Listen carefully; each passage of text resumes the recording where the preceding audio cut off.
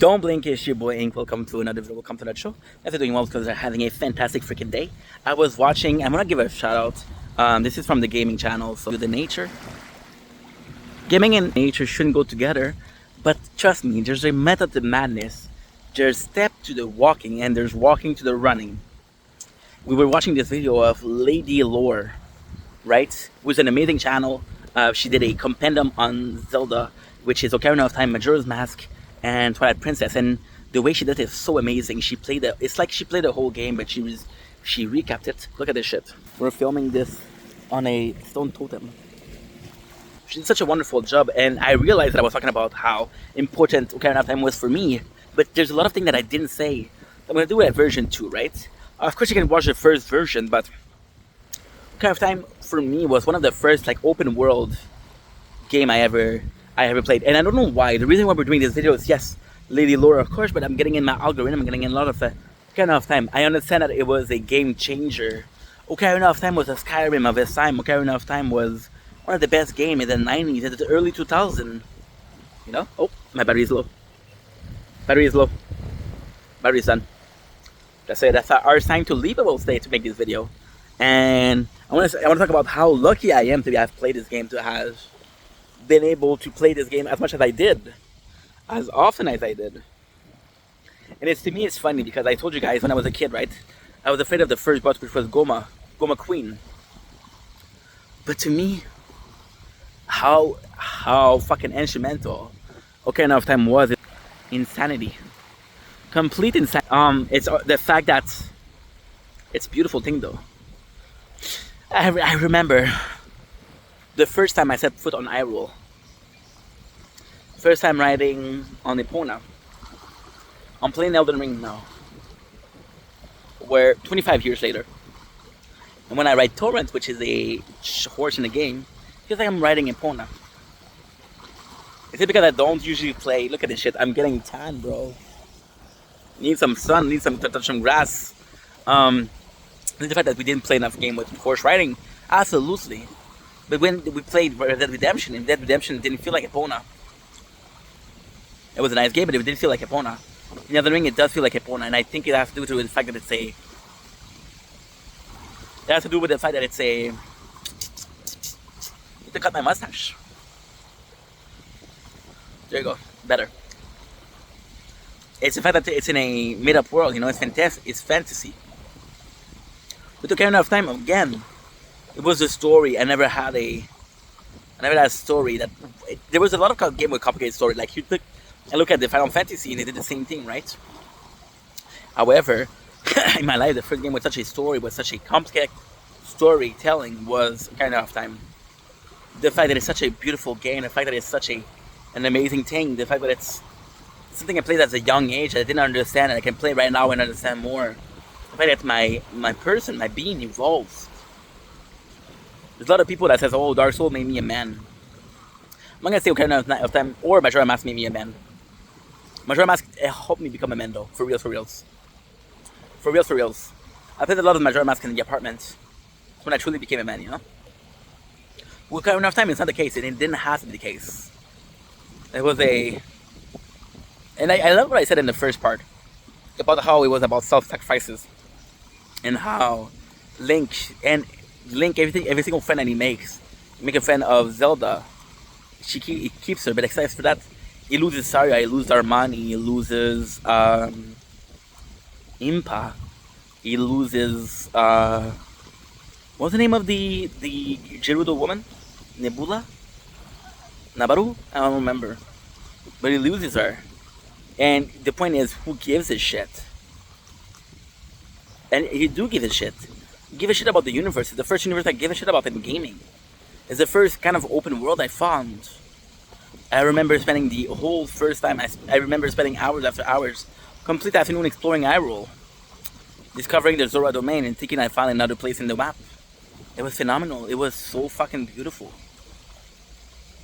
They still didn't have. There's still a game that. There's another game that made me feel that way. There's Elden Ring with Limgrave. And Limgrave, it feels like Hyrule, you know? Apart from that, there's nothing. And, kind of nuts. You know what I'm gonna do? I'm gonna switch side. That way you guys get to see You guys get to see the water, and it's quite nice. It is quite nice, right? And I remember that like yesterday. I remember being in the adult era, and it's funny because I was afraid of Goma. I had a like a daycare, right? But it was a private daycare, and the private daycare, the son of the owner of the daycare, she was very was a gamer, so he helped me get to the adult era of Ocarina of Time. And I remember being in a world where everything felt different, everything felt chaotic, and I remember the joy of finding out Kakariko Village was still intact. Kakariko Village was still a ray of hope. It's the fact that this game meant so much to me. I said how much I love that game, but I never said what it meant to me, how it affected me. I remember being obsessed with it. I remember being a kid, just being happy to play the game, right? Then as a young adult, at the beginning of high school, I was like, yeah, I would like to beat that game because my father, at my father's house we had a Nintendo 64. And I had a couple of games, and Ocarina of Time was one of those games. Didn't have a lot of games. My mom had a lot of games. My mom had only started 2 days out of a week. It's like I got this amazing game at home and I didn't finish it. Yeah. So I made the effort, and for 6-7 years, I played the game without wanting to finish it, just hoping, just enjoying it for the way it is. You know, to me, Ocarina of Time almost felt like Pokemon Silver. You had a narrative standpoint, you had a goal, you had an end goal, of course, but you can just travel and just explore the thing and catch Pokemon. That was Ocarina of Time with the School Talas, which was a similar system of collecting, right? Which was amazing. I don't have my fucking tripod, bro. It sucks. And that's why I'm so thankful for Ocarina of Time. I started the video with saying how good of the game it was, how lucky I am that it was one of the first games I played. But the truth is, I'm grateful for the experience it made me feel, how it made me feel, how I felt playing this game, how I felt when I finished that game. I remember being a kid, being afraid of Goma Queen. And I remember when we finished Goma Queen, I remember the first boss, which was Dodongo King. And the second boss, which was it's like a Varus and the fish of Jabu Jabu. I remember that. I remember that for I will remember for that forever. I remember in the adult starting with Ganon, Phantom Ganon. It wasn't that scary. I remember Volvagia. I don't remember the name of the water temple boss, but fuck the water temple. Fuck the water temple. I remember finding the sister Kiyume and the other sister Kotaku and Kiyume. I remember finding Dodongo. I don't remember the guy with the fucking drums, and how much I loved the Shadow Temple. And that was something for me, right? And then when we're talking about Majora's Mask, let's do the two videos together. Let's do Majora's Mask and Ocarina of Time together. Fuck making 2 videos. Let's make it big videos, right? Let's enjoy it. And so when I came into Majora's Mask, I remember being afraid of the game at all. The game felt so weird. I didn't speak English at the time. So I came in as Link. Link was a character that I knew because I played Ocarina of Time. Link was a character that I could relate to because I was like, okay, yeah, I know who you are. You were transforming to this Doku, and you didn't know how to get back to being Link. You were Doku, and you were like a prisoner. You weren't as imposing, you weren't as important as Link, but you were still Link. You were that Doku when you didn't know how to get back to it. You wanted to get back to being Link, right? You almost hated the Deku because, and it's such a beautiful thing as a kid. You were almost Deku because I'm like, I want to play as you, I want to play as Link. And then you're in a position where, just like Link, you were forced to be in a Deku, right? I remember how the game made me feel. I was sad how it made me feel as an adult. Majora's Mask was the first game. Once again, I looked for the lore. There's not a gaming article yet. Maybe with Elden Ring, but Elden Ring is 25 years later, so keep that in mind. Maybe with Elden Ring, but there's not an article that I paid more attention to than the Stone Temple theory, which basically was the Stone Temple theory. It's a good theory. I'll recap it, right? So basically, if you look at the Majora Mask Stone Temple, you see a bunch of effigy that says, "Hey, fuck the Triforce." The Stone Temple were a people of warrior, and even if you look at the Ikana Castle, right, it was a bunch of warrior, and they wanted to fight Hyrule. They were jealous of Hyrule because they had the deity, and they say, "Fuck your deity." The giants are the true ruler of this land, and they built this temple to go higher and higher and higher and higher. Then the goddess Ilia put a gem there. If you shoot a light of arrow, the stone temple would go the other side. That's how they discovered Majora Mask, which is phenomenal. And I remember reading that article and say, "Holy shit!" And I remember being obsessed with it. I remember that like yesterday. That was a beautiful thing. It was really something to remember. It was something to remember. And I'll remember it forever. Majora Mask also felt, as an adult, felt more positive, felt like this world that was doomed. As a kid was very sad, as an adult was very happy. Felt like this world that was doomed, and all those people that needed help, and you helped them. And you realized that you had 3 days to save the world, so you wouldn't help the people. But then you realized that you had all them in the world, in the way of helping those people, those stupid people, those stupid NPC gave you the best mask in the game, make you the strongest. You had to help these people. By helping those people, you made some memories. You actually made some memories in the game. I remember helping that person. I remember having this quest line that I really like, and I remember having this quest line I didn't really like. If you're a hard worker, the postman quest was for you. If you were a lover, you had a Cafe and Andrew quest. You had those two, right? And then you realize that at the very end of the game, if you want to get the strongest mask in the game and make the whole game a lot easier, the whole final boss, you have to give up those memories. At first you're like, what do? Do I give up those memories or no? Then you're like, well, those memories are gonna help me. Those sacrifices, those masks are gonna help me beat the boss.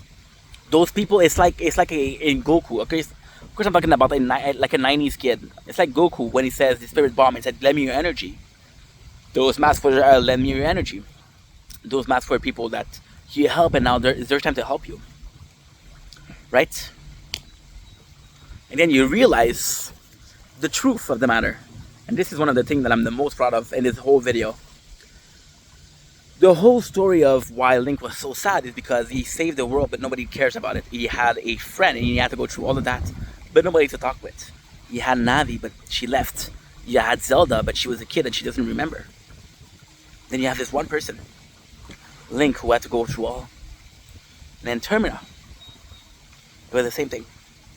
He helped all those people. And he changed life here, there, and there. And he changed their life.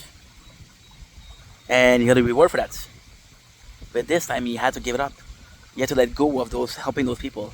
He had to move on from Termina, move on from the people that he became friend with. He had to move on from this alternate reality. And it was moving on. But this time it was very different. He chose to move on. It wasn't imposed on him. Which is so beautiful. It is one of the most touching scene I've seen.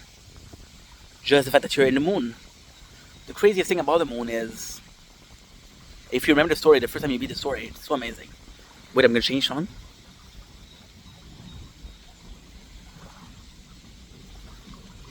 I don't like this one. Gone Forever is actually pretty good. But you know what? We're gonna do Home. That way the next one is Gone Forever. So we had 2 songs in a row. So yeah, you remember this ending where the Majora's Mask bring the moon down to kill everybody on Termina. And you're freaking out. And then you said, no, fuck it. It doesn't matter. The only thing that matters is the beautiful thing. The giant helped. And their friend who felt alone. It's a beautiful story, man. I'm getting emotional. I can't focus because I'm getting emotional, which stopped me from making a simple note like what we're gonna make. But you had this cool kid who felt betrayed by the giants, right? And he became betrayed, and that's why he stole the mask, which actually led to his demise. That's 1. 2, you realize that Majora's Mask just use the school kid. You realize that the giants, the 4 giants, came to save the school kid. Right, and they're wrong. They never betrayed him. They never stopped caring about him. So it's like, oh yeah, we gave up on you. So okay, but now we realized we did wrong. Was them making an effort? It was the whole world about to destroy. The moon was about to fall on the Termina, and you went into the moon, and you had a beautiful pasture. You had this one giant tree. This one giant tree. It was peaceful. You wouldn't mind dying there because it's beautiful. And it was the peacefulness. You talk about the calm before the storm. This was the eye of the storm. In the middle of everything, but the safest place. Those games meant something to me because it was the first game that changed, that made me a gamer. If it wasn't for Zelda, would I be a gamer? Probably. But they made me a different person. They made me enjoy gaming. And if I had to do it all, I choose those two games again. In this life, the next one, the last one, I'm extremely thankful for that. Extremely thankful for that. I was playing Super Smash Bros. Ultimate, right? And that game is crazy because you got the link from Breath of the Wild, you got the link from the Ocarina of Time, the Hero of Time, you get the link from Wind Waker. And yeah, beautiful. And for Zelda, you have Zelda from Ocarina of Time, you have Zelda from Princess of Twilight, you have Zelda from Skyward. It's a beautiful thing. Anywho, love you guys. Peace.